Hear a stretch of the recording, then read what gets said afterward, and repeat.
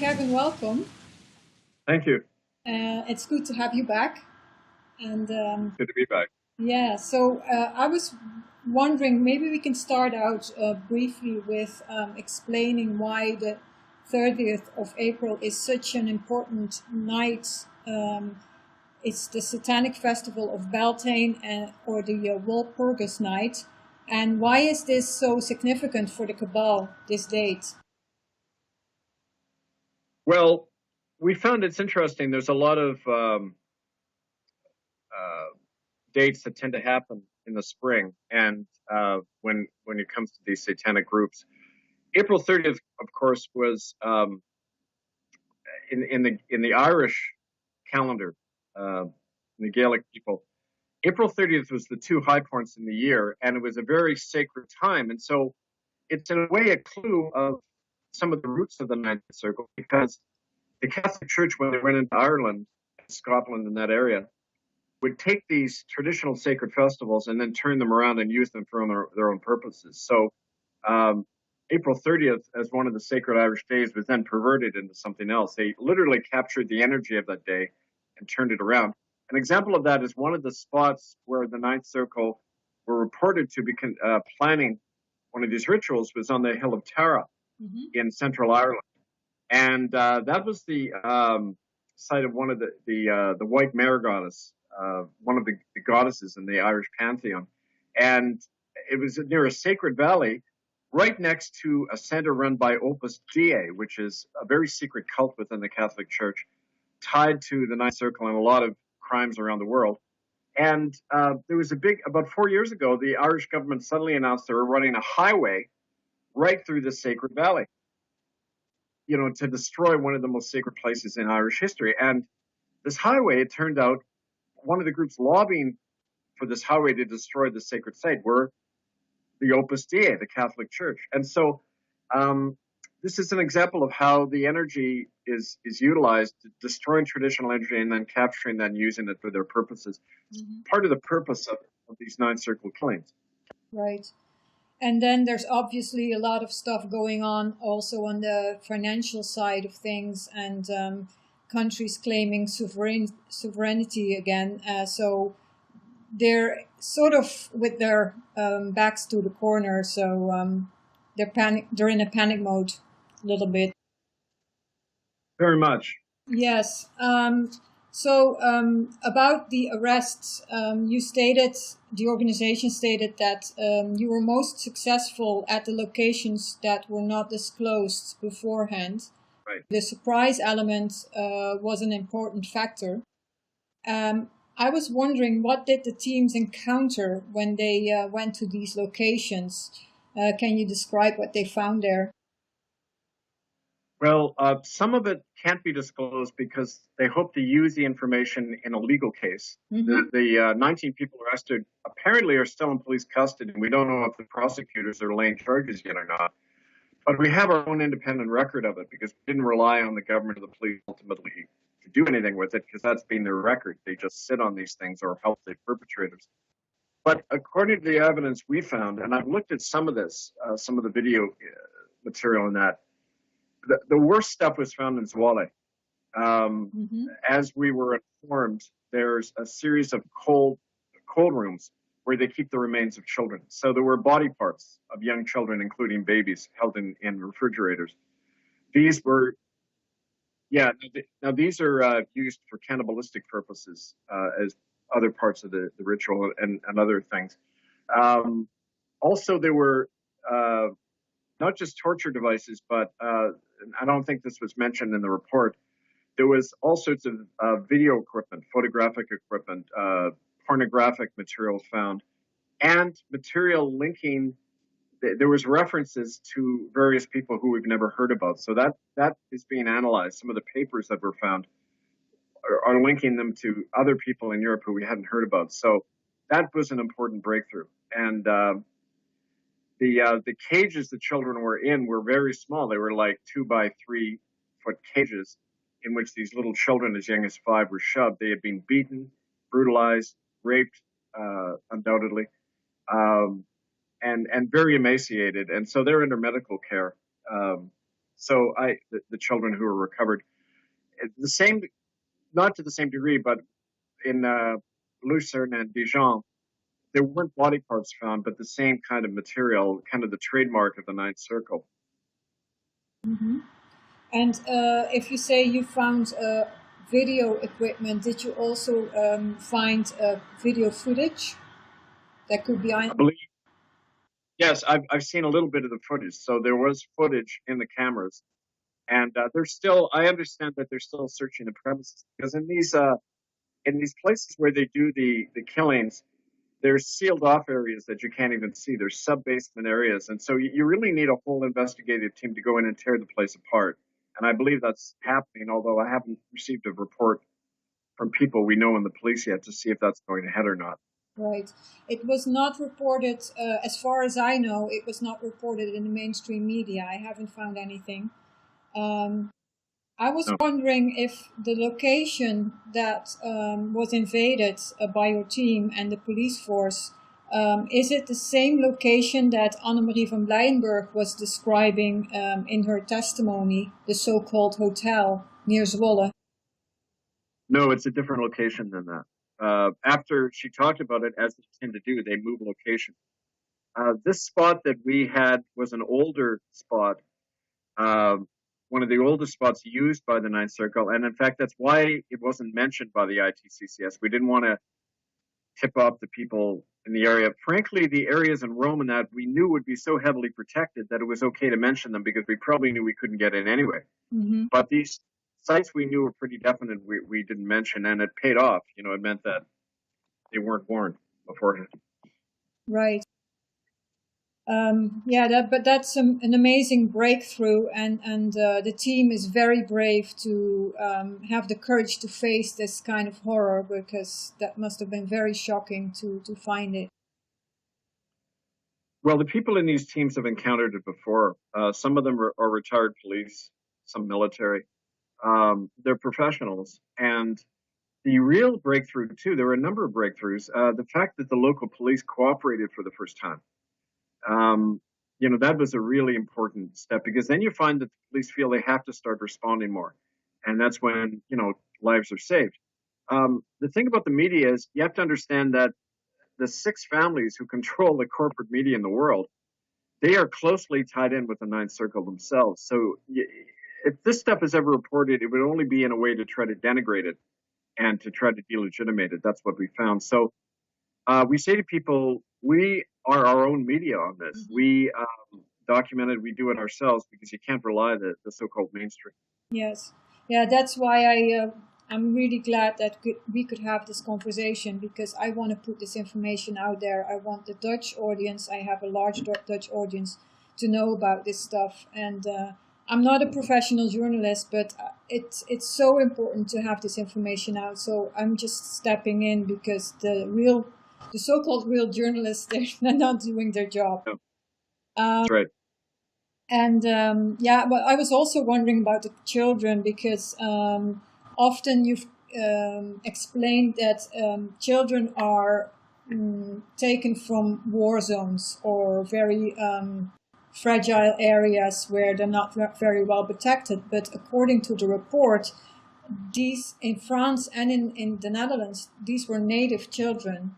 So were these children abducted? Do they know where they came from? We believe that they were from primarily hospitals and in some cases an orphanage. And I've got to look up the name of the orphanage in Amsterdam where they came from. We have that listed. I could try to look for you and send it to you later. But you see that it's easy in hospitals for either newborns or children to go missing, because in many countries, if you're an unwed, say, teen, if you're a young woman who gets pregnant and you're not married, often there's a system of confidentiality in the hospital where they urge you, often Catholic hospitals do this, they urge the mother to give up the baby, and then the parent can't be traced. It's anonymous. And so in that setting, you can obtain a baby easily and it can never be traced to its real parent. It can literally go missing. So some of these are from hospitals. We know in one case, the child was literally abducted from their own family, and that child's been returned to their family. 3 of the 5 were immigrants. They were from Tunisia or Romania. And that's another, immigrant centers and areas like that is another hotspot for abducting children. Right. And how did you know that this child was abducted? It was reported to the police and fitted this description? One of our sources in the police already had a description of a missing child, and it matched right away. So they contacted her. Yeah. And how old was this child? They were all under 6. I don't have the specific ages, but none of them are older than 6. No. And there were babies involved in this as well. Yeah. Really horrific. Yeah. Yeah. Yeah, so we know that the criminals are still in custody. It's not sure if they will be prosecuted. There are some gatekeepers in the Dutch justice system. I mean, we've had many cases where the perpetrators were protected. We had the Robert M. case, the Marc Dutroux case in Belgium and the Netherlands. We had the Zandvoort case. And as soon as these people are connected, or these networks are connected to the elite, then, they are protected and usually not prosecuted. Do you think it will be different now, or do you think that the time has changed? It's definitely changing, and the Ninth Circle are on the defensive. In a way, that means the cover-up and the control from on top will be that much greater. We find that the pattern doesn't tend to change, that, for example, somebody who reports these things tends to get targeted and victimized by the police. Mm-hmm. But now you have factions in the police who are less willing to do that, who are willing to work with us. So, in the way that the system uses divide and conquer to attack us when we're doing things, we can turn the tables and use the same on them. We are dividing at least the elements within the system, and it'll be harder now for a politician simply to go ahead and cover it up. They know that the eyes of the world are on them now, and that makes a huge difference. We found that one of the ways that we're able to force the truth of genocide in Canada out was by constantly shining the light on the church as responsible. They backed down. The government had to start issuing so-called apologies. So even a small number of people can force that change. It's just a matter of being very public and very constant in what we do. Mm-hmm. Yeah, and also the confidence it has been affected because things get exposed. And they must get very worried because there are insiders that leak information to the ITCCS. And then if they don't know who these people are, then they probably get very worried. Well, yes, exactly. And more of those informants have actually come forward now that this has made the news. Also, as it was mentioned in the report, there was actually somebody who claimed to be representing the College of Cardinals in Rome who contacted our leadership after, and apparently they want to talk. And we don't know what that indicates. But, we'll see. They're going to keep us updated about that. That development. Yeah, okay. Yeah, let's keep me informed about that. You've made some conditions that this kind of meeting would take place outside of Italy and on your own conditions concerning safety and people presence. That's right, yeah. Yeah. In the Radio Free Canada radio show, you stated last week that Marcel Vervloesen of the Markhoven group had claimed that, or had estimated that the Ndrangheta network, the mafia, who provide children to the Ninth Circle network, pays about 15 million euros per month to politicians and police forces of police officers in the Netherlands alone. Is that correct? That's what he claimed to me when I met him in it was the spring of 2014, I believe, in I think Nijmegen. He said that we were sitting at his table, and he said, "Oh, they spend at least 50 million every month in just buying politicians and police." To me, it isn't necessarily a high figure because we know there's a very similar figure in the research we've done, the way the mafia operates in Canada, especially in Montreal. A lot of their money is spent in bribing politicians and judges. And especially for something this sensitive, I wouldn't at all be surprised if it was that high. Right, but how can you work around this then? You don't rely on the police like we didn't. I mean, it's good when they intervene, and probably some of the police were helping us in order to spy on us as well, no doubt. I mean, there people play both sides all the time, but you become your own police, and this is why in our common law system we train and deputize common law sheriffs. We need the community trained to do these things so that we can be the enforcement. Ultimately, we have to rely on ourselves, and there's that's what we try to emphasize these days: getting people themselves to do these things. Right. Um, Among the people that got arrested, there were some senior members of the cult that either had been identified or arrested themselves. And what are the implications of that? My understanding is that the top level were not arrested. There was a secondary leader. He claimed to be a secondary leader who said that he'd be willing to reveal more under certain conditions. I assume he wanted some kind of immunity in return, immunity from prosecution, but that's just a guess. So we don't, from other sources, we have a sense of some of who the high level people are. We know they're directly connected to the high level of the Vatican and others. We mentioned the Club Lorraine as one of the spots. Both our inside sources mentioned that club. So undoubtedly those names will be coming out, but at this point, no, I don't think they'd be stupid enough to appear in a relatively small area or a small town like Zwolle or others. They tend to operate in very protected areas, like in Rome, at the San Lorenzo Church there, and other places. Mm-hmm. Or at you mentioned a private chateau in Belgium. That's probably the Castle Mother of Darkness that you meant. It's undoubtedly that castle because it keeps being mentioned all the time. Toos Nieuwenhuis mentioned that the first time I interviewed her. Mm-hmm. It's supposed to be the place where they have the plaques up on the wall of the severed penises of the boys they've hunted in the woods. There's all these plaques on the wall with their trophies, right. Human body parts as trophies. That shows you these people what they're like. Yes, and I've also heard rumors that people that were close to the venue disappeared. So citizens that did their own research and entered the garden to just out of curiosity disappeared and never came back.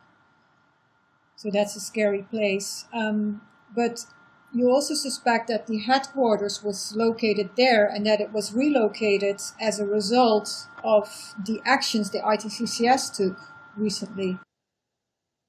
What we were told was that, and this is a source indirectly connected to the Ninth Circle, somebody in Rome, that's really all I can say about it, but they said there's been discussion of moving the headquarters to North America. And it's probably because of all the attention it's getting in Europe. I mean, don't forget in the Marc Dutroux case, there were a lot of people protesting in the streets. You'd never find that in Canada or the US. We'd be lucky to get 20 people out to a protest about child trafficking, child killing.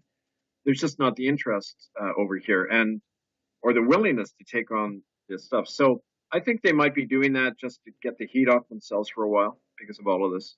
Mm-hmm. Okay. But the climate, the culture seems to be changing.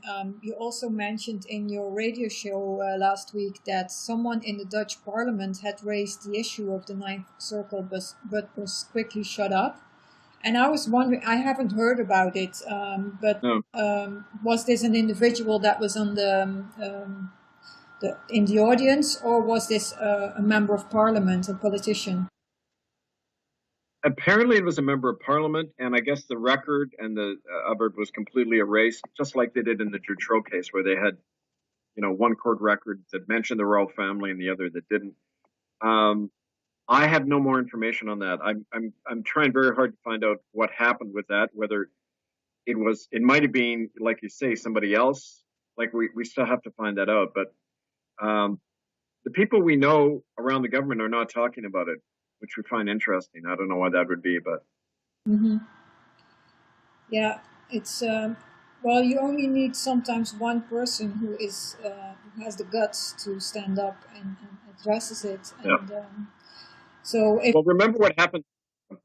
I'm sorry, but do you remember what happened to Laurent Louis right, when he accused Mark Rutte and the others of, being child molesters? yeah, it wasn't Mark Rutte. It was the I think it was his name was Lippe. Oh, yeah.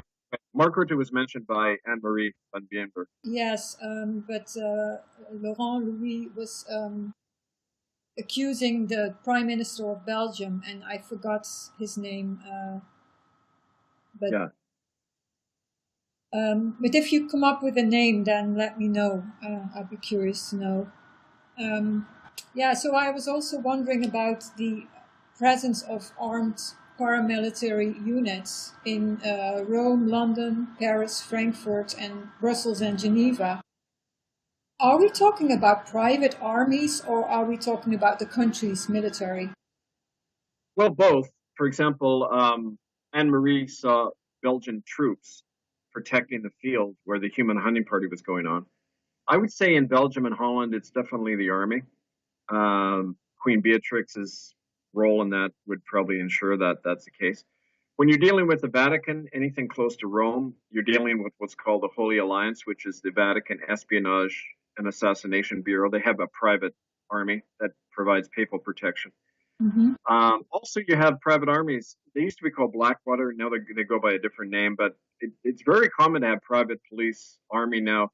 Corporations have their own, military. So it'd be easy to get mercenaries of any kind to Mm-hmm. As long as you, provide that.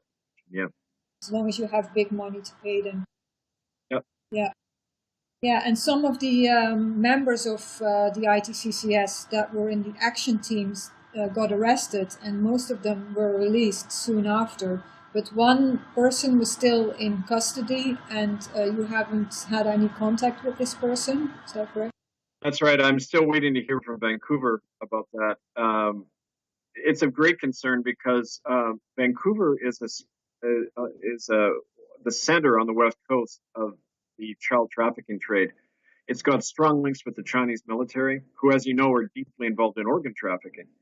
And so, more than 20 years ago, when I began to interview Native people in Vancouver about the disappeared Native women, we began to hear stories and police actually confirmed this, even though they weren't allowed to report it to the press, that women's bodies had been found missing organs. And, so I think there's that whole factor in. There's the Chinese involvement. Chinese corporations are buying up large parts of Canada. And so we think that there's that influence as well in terms of why these people go missing. They're being forced off the land to get the resources and that, just like the British did originally to the natives. Now the Chinese are doing it. Mm-hmm. But so when somebody goes missing in Vancouver, it's a serious thing because it happens all the time. And so we're doing our best. We have some lawyers there looking into it and everything, but we don't have any more information on that right now. Yeah. Was this an individual with special information? Was there any particular reason why it was this individual and not someone else? No, the team in Vancouver consisted of, I believe, 5 individuals. Only one of them had experience at this. The others were volunteers. And that was a problem because if you have people going in for the first time, they might lose their heads. They might say things. We don't know what happened exactly, but it wasn't the kind of professional team you had like going into Zwolle. These were like volunteers, local volunteers, unfortunately. Mm-hmm. Okay. Yeah. Well, let's hope this person will be returned soon and is still safe. About the assassination teams, there were new death threats issued, and on your ITCCS website it states top field secretaries have been targeted for elimination by the Ninth Circle during a private discussion of the top of the Ninth Circle leaders. that took place on May the 2nd in Rome, it was stated that the highest priority for the Circle had to be the eliminating once and for all of the operational leaders of the ITCCS, and that's including yourself. Now, I would think that they had already issued an assassination order years ago. So what's new now? Well, I don't think it's new at all. If somebody's going to kill you, they don't give you a warning about it. They just do it. And I think what this is, you notice it happened on the same time that the Vatican apparently reached out to the ITCCS leadership to talk. I think it's a bargaining chip. I think it's a bargaining tactic they use to say, look, if you don't start talking to us, your people are going to disappear. But I basically, and I'm going to comment on this in upcoming shows, that I don't want people to start worrying, because if they don't ever give warnings before they kill people, that just doesn't make sense. It's not a professional way to operate. So I think it's a way to psychologically kind of pressure the ITCCS. I think it indicates that the Vatican is going to want to try to make a deal that, okay, you back off and we'll give you this. It's just politics. And, that's my reading on it. Yes, psychology to intimidate. Yeah. It's also a sign that they feel threatened. Oh, yeah. Yeah. Definitely. Yeah. Anyway, I'm not worried. Well, it's also your faith is in the hands of God, so you have spiritual protection, because otherwise you wouldn't be around anymore, and you're very careful, and you take your precautionary measures. So stay in that confidence that we have a right to deal with this issue, and we are protected. So the actions that took place really were a big blow to the Ninth Circle, and the confidence is dwindling. Can you list the signs that actually prove this, that they are losing their confidence? I think something as simple as the number of people who are coming forward now. There's new informants we've had. Like I mentioned, the involvement of the police, the things we're just hearing on the ground from people about how the harassment they had been faced has kind of subsided a little bit. Now, this is harassment from police in various countries against people who had been leading protests, and that suddenly it's backing off a little bit. And so I think that all indicates that there's a shift in the tide happening, definitely. Mm-hmm. Yeah. Yeah, so you also wrote that you're very optimistic that the Jesuit cult is collapsing, but also you made a warning that our efforts must intensify, and that the attention should not slacken. So despite the victories, the battle has not been won yet. Exactly. And, a lion doesn't change its nature. It may stop eating for a while and back off, but it's still a lion. And it's the same with this institution. It's by nature predatory and murderous. And they might put on a different mask every now and then, but its nature remains the same. And the beast has to be killed. We have to stop that. And that can only happen from the people, infused with that divine strength, taking this action. So we've set an example, and we know other people will pick it up. Mm-hmm, mm-hmm. So how can people help? How can they contribute? Can they offer to be a volunteer to help out in the teams, the local teams? There's a lot of work that needs to be done. There's support work. You can't all be on the front line, but you can be educating the community. You can be targeting Catholic churches, especially where there's these people are associated with that give backup to the Ninth Circle. We have a list of those churches in many countries. So doing those public protest actions, educating people, and also in order to take part in the teams, they have to go through a certain training. And that common law training for sheriffs, we have a program to do that now. One of our books online is, if you go to Amazon.com and put my name in, you'll see all my books. But one of them is the Common Law Training Manual, which we're having translated into different languages. If people want to take part in any of that, just write to the ITCCS office. It's itcccsoffice@gmail.com, and they can send you that. Plus, itccs.org, our website. My show yesterday on Radio Free Canada, I had an American therapist who had been treating cult survivors, Judy Byington, and she was also naming where these satanic cults operate all over the U.S. So if you go to our bbsradio.com/Radio Free Canada website, you can listen to that. All the shows are archived. And all of that is a way people can help. Okay, yeah, well, I will put the URL below the video and the article. Thank you. Thank you very much, Kevin, for your updates. And yeah, good luck with your mission. And hopefully we'll talk soon with some more great news. I'll keep you updated. Thank you, Ella. Okay, thank you very much. Bye-bye. Bye for now.